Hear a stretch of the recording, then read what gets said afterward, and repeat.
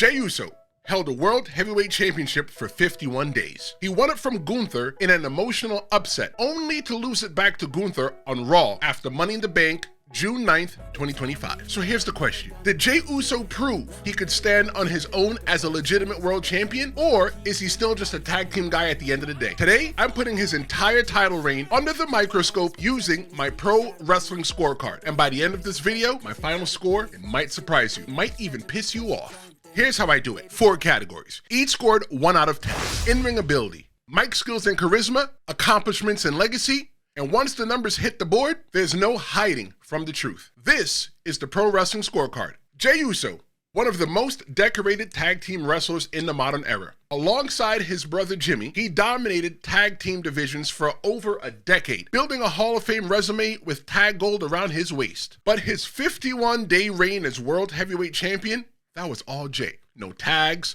no breathers, no one to save him when he was exhausted. And honestly, he handled it like a pro. His matches were emotional, physical, and crowd-driven.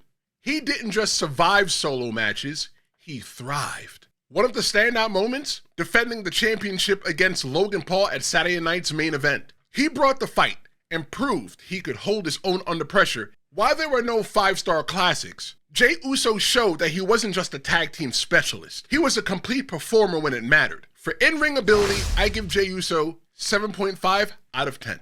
But what happens when the match ends and the mic is in your hand? Let's talk about Yeet. Jey's promos were never overly complicated, but they didn't have to be. He made you feel something. Yeet started off as just a word the younger crowd was using. Gen Z slang with no real meaning in wrestling. But then came Fastlane 2023. In a moment of drunken fun at the post-show press conference, Jey said it off the cuff. No setup, no script, just vibes. Yay.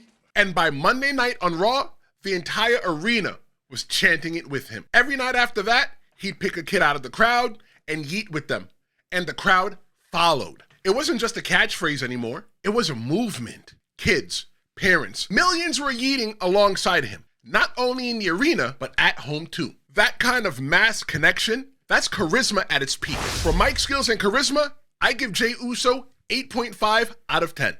But charisma is only part of the story. What did Jey Uso actually accomplish during his time as champion? Let's look at the legacy he left behind. Winning the World Heavyweight Championship from Gunther at WrestleMania 41 turned Jey Uso into a made man. Main Event Jey Uso was no longer just a nickname, it was his reality. After years in the tag team shadows, Jey stepped into the spotlight and held the second most important championship in WWE. Was the reign short? Yes, 51 days, but not the shortest. Just don't ask Drew McIntyre.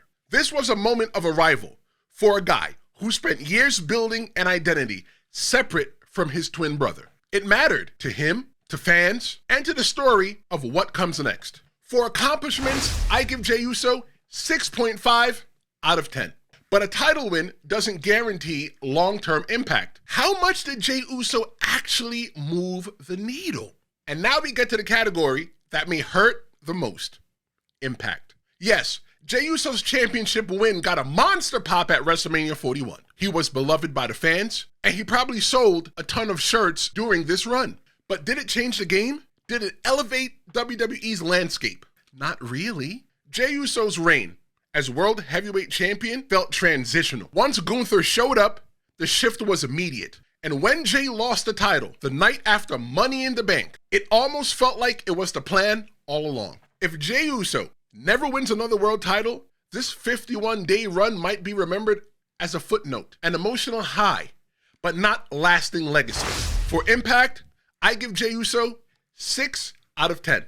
So we've seen the highs, we've seen the gaps, and now it's time to put it all together. Jey Uso's reign had emotion, energy, and yeet-fueled momentum. When you average it all out, does it add up to greatness? Or just a good story with a short shelf life? Let's reveal the final score.